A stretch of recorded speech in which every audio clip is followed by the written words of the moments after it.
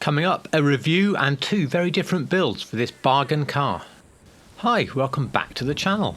So taking a look today at the Fisker Comet Safari. It's been in the game a long time, so it's pretty cheap at just 710,000, and the first build I'm going to show you is based on a tribute car. There's a lot of these around. People have built them to replicate the 1978 East African Rally Porsche 911 cars.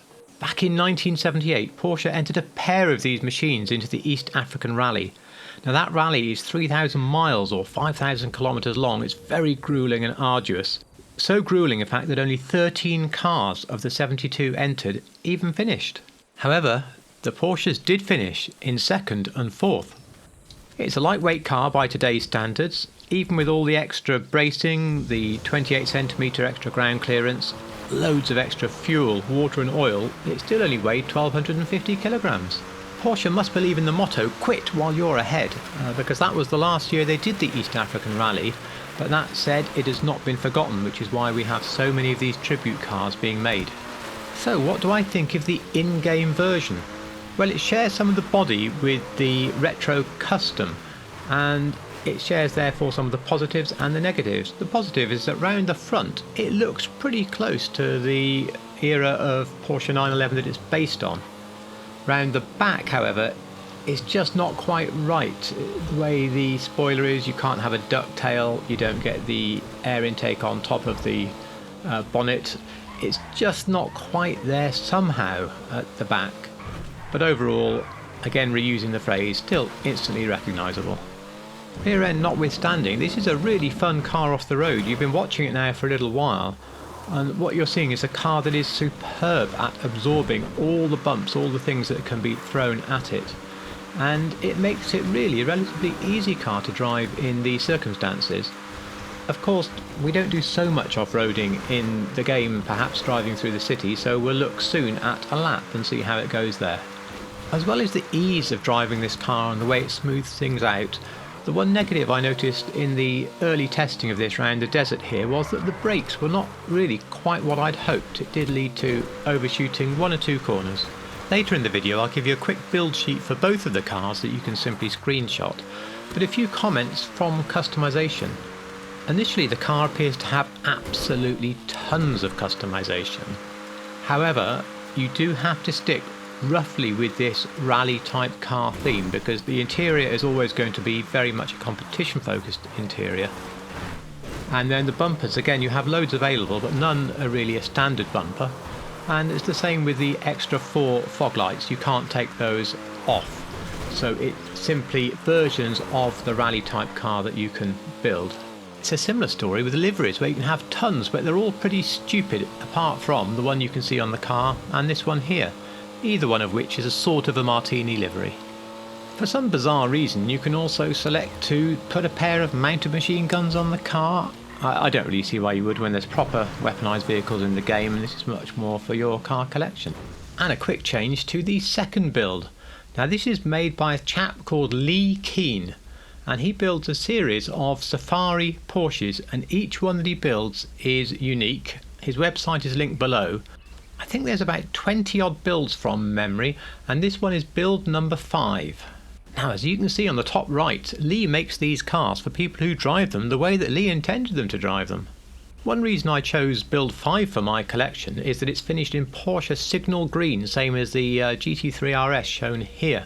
I think it's a wonderful colour, but Lee has built all sorts of cars in all sorts of colours, many of which you can replicate in GTA without needing this particular crew colour.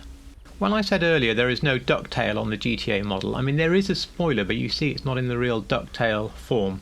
As well as that disappointment at the rear, when you build any of Lee's cars, also they tend to use standard rear bumpers, and of course there is more of a rally bumper on the in-car model, so you'll just have to pick whichever one you think works the best. As well as Lee's cars using custom exteriors, suspension and mechanics, they also have bespoke interiors. Here's a picture of the interior of build number 5. Now again, of course, you're not going to get close to those if you do choose to do a Lee Keane build, because of course we have that rally inspired interior that I think we saw much earlier in the video. Anyway, bad joke alert, it's time to jump into some track work.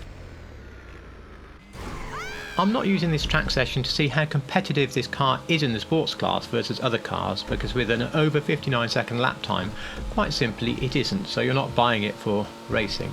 I'm using it to test what driving on the streets is like without all the hassle of keep crashing into NPCs.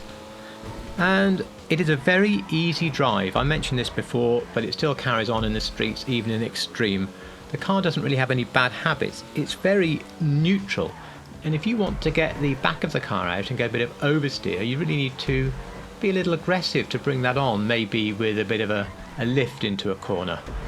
You perhaps might even use the handbrake, although obviously you wouldn't be using that on track. The brakes, as I mentioned, let it down very slightly. They are merely okay. And it deals with any pavement, any bump without an issue.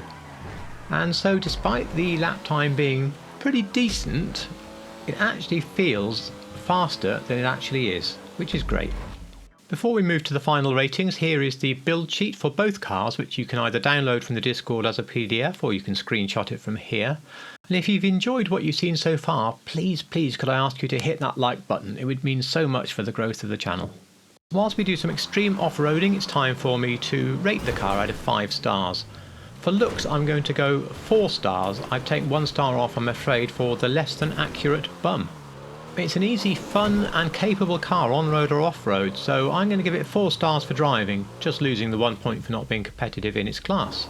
Value for money, I think this is a fairly easy 5 stars.